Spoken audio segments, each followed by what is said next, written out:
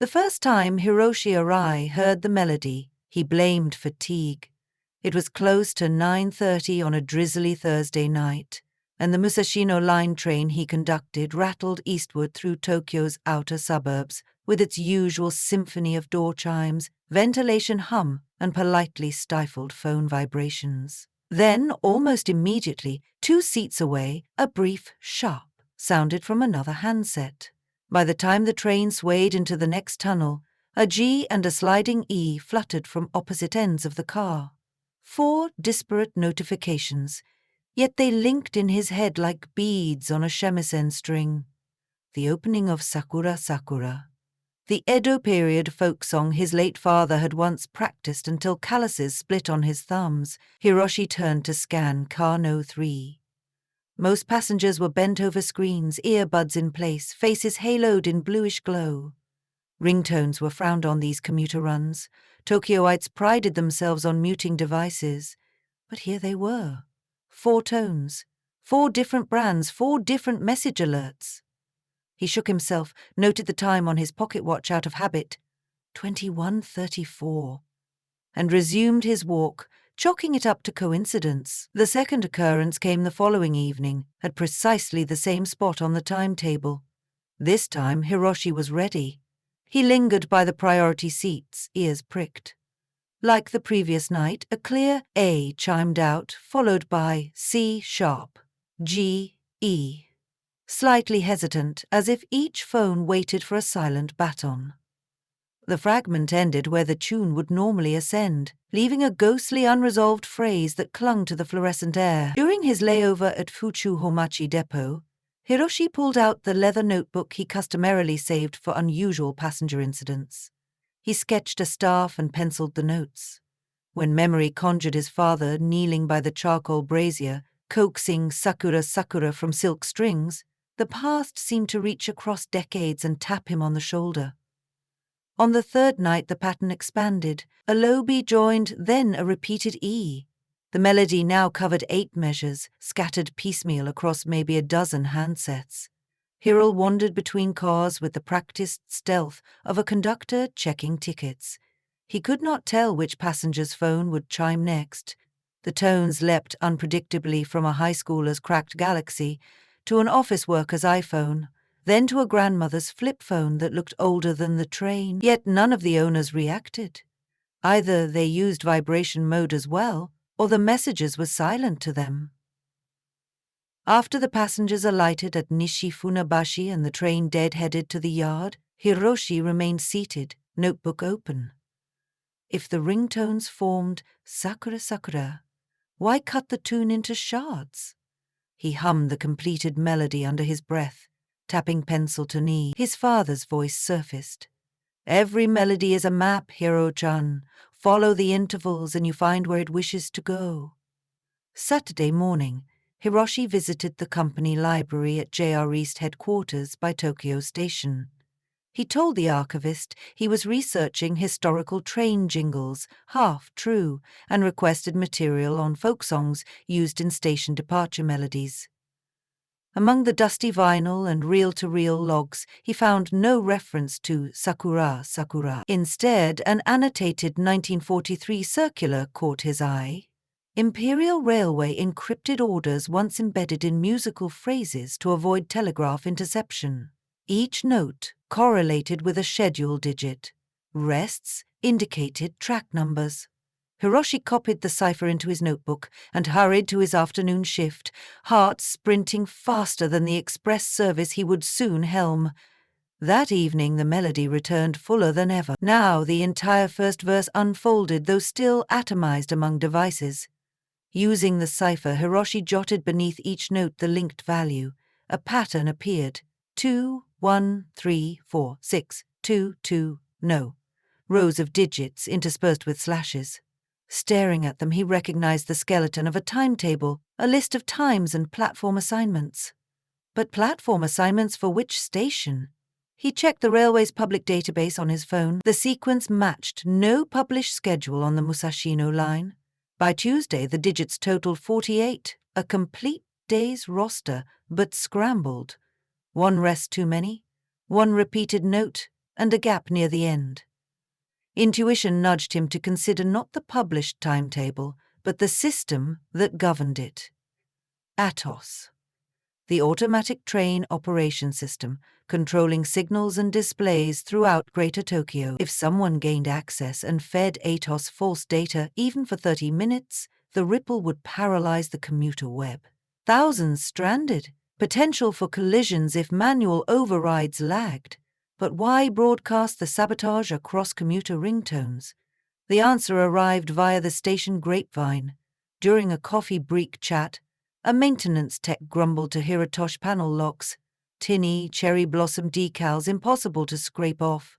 Cherry blossoms, sakura. Hiroshi's scalp tingled. The saboteurs were tagging their path with the same motif hidden in the melody. He needed help beyond his own sleuthing.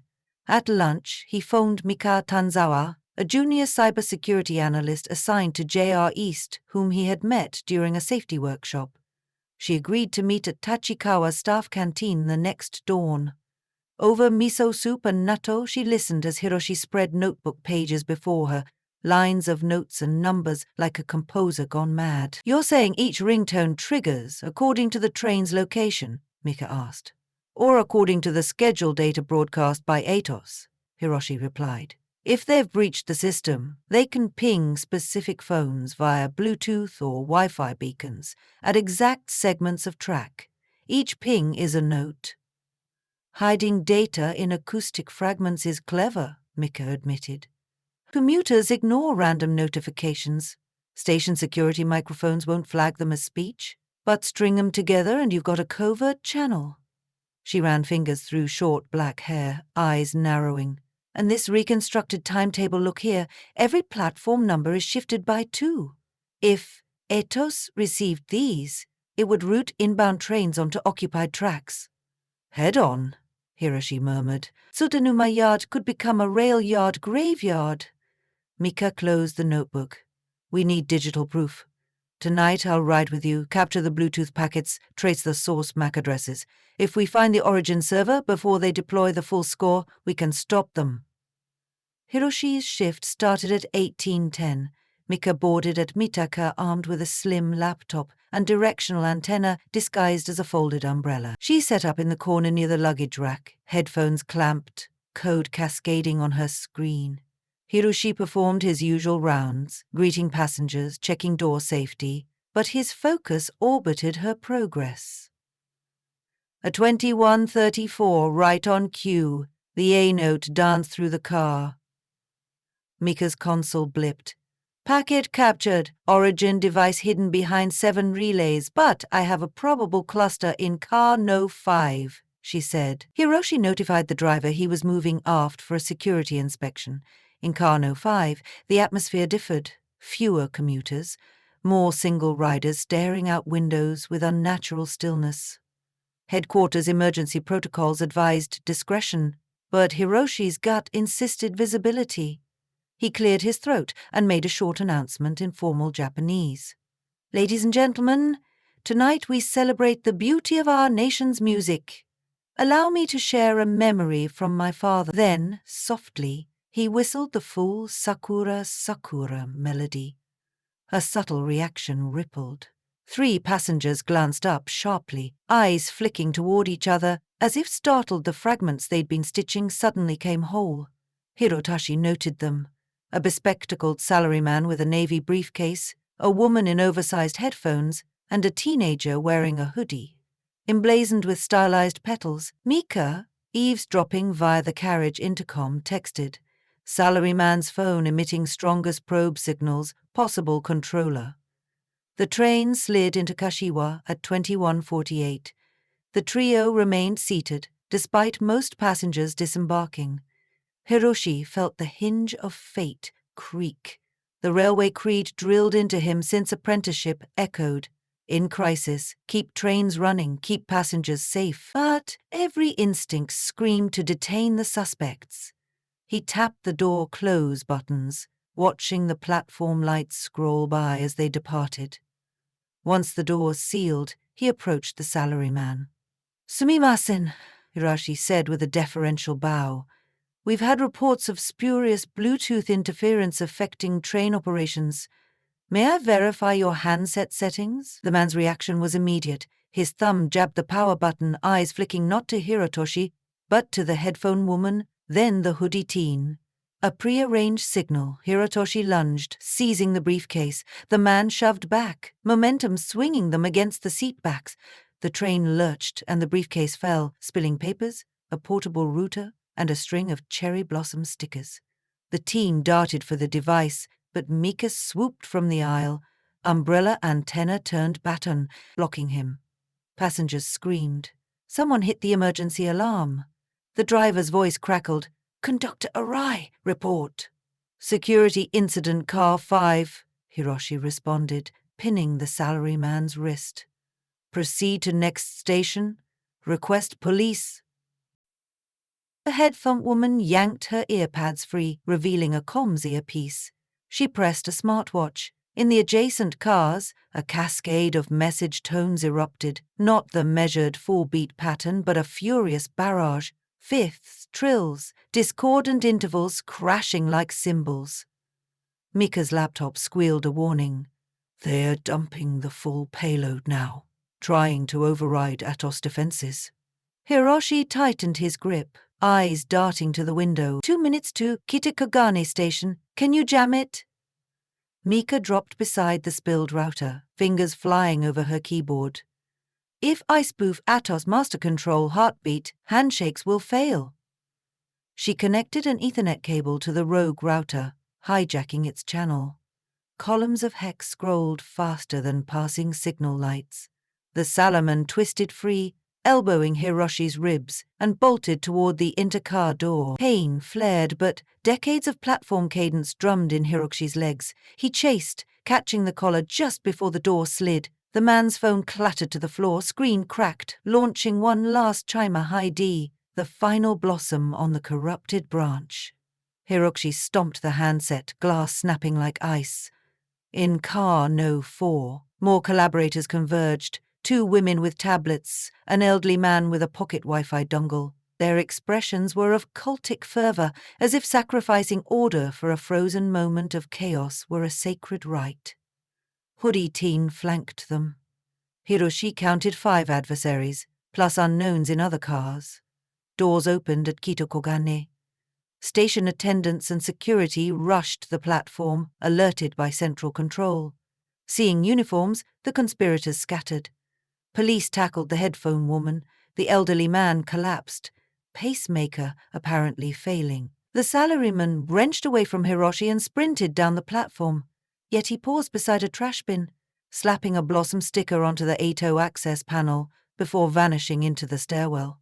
Even in flight, they kept planting seeds. By the time the train was cleared and statements taken, it was past midnight. Mika sat on an equipment crate, face exhausted, but triumphant. "We aborted payload delivery at 63%, she said. 8.0 logs show unsynchronized hashes. Failsafe switched to manual. Timetables held." Hiroshi nodded, but worry crawled. "We caught some foot soldiers, perhaps the conductor, but not the composer. He's still out there, planting flowers." The following week, Hiroshi and Mika were summoned to JRE's headquarters. In a boardroom overlooking the tracks, executives thanked them formally, awarding commendations. Yet the mood was less celebration than uneasy truce. The blossom stickers had proliferated, found in depots from Chiba to Saitama. Someone wanted the railway to feel perpetual spring and perpetual peril. Mika later explained the attacker profile, a splinter collective from the 1990 subculture that fetishized pre-war rail lore. "They revere the old telegraph ciphers," she said. "To them, modern automation is heresy. They want to roll back time to semaphore flags and pocket watches." Hiroshi fingered his own brass watch, an heirloom survived through earthquakes and corporate mergers. Progress and memory, steel and silk strings, all turning on the same gears. "I won't let them derail the future," he said softly. For a month, the melody fell silent. Hiroshi missed it in an odd way. Absence can echo louder than sound, but vigilance meant listening to silence too. He rode each evening shift, eyes on passengers' hands, ears tuned beyond mechanical squeals to phantom chords. On a rainy Tuesday he heard it again, faint, distant, carried from another car like a wind-borne petal. Not a phone this time, but a live shamisen, delicate against the storm. Anticipation tightened his chest until he saw the performer, an elderly woman in kimono, tourist permit clipped to her sleeve, seated by the doors, instrument nestled in her lap. She played Sakura Sakura with reverence. No missing notes, no cryptic rests. Only music, pure and entire.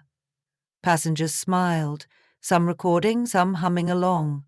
Hiroshi stood at the end of the car, listening without fear. These blossoms did not seed chaos. They simply reminded the city of its roots. Mika's earlier words returned. Every system can be exploited, but every melody can also heal. After the woman finished, Hiroshi approached, bowed, and offered a commuter pass as small token. She thanked him and looked past his shoulder, eyes shining as cherry trees in Ueno Park after dusk. "Your father taught you this song, did he not?" he asked in lilting Kansai accent. Hiroshi blinked. "How did you know?" "Your tempo when you walked the aisle," she said. "Same as the recording in 1963 by Master Arai of Shimokitazawa. I was once his student." Emotion clogged Hiroshi's throat.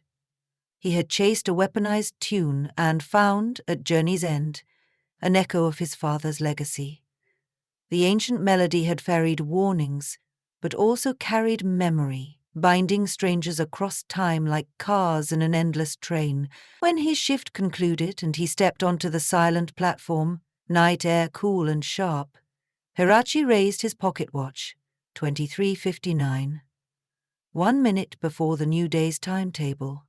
1 minute poised between yesterday's music and tomorrow's motion. Far down the track, a maintenance worker peeled away a blossom sticker with a solvent-soaked cloth, petals curling like surrender. Another worker passed, whistling, "Sakura, Sakura," off-key but heartfelt. Hiroshi smiled, hearing the tune not as code but as promise, then paced the platform in steady conductor strides, ready to keep the time, guard the rails, and listen. Always listen for whatever melody the city might send next.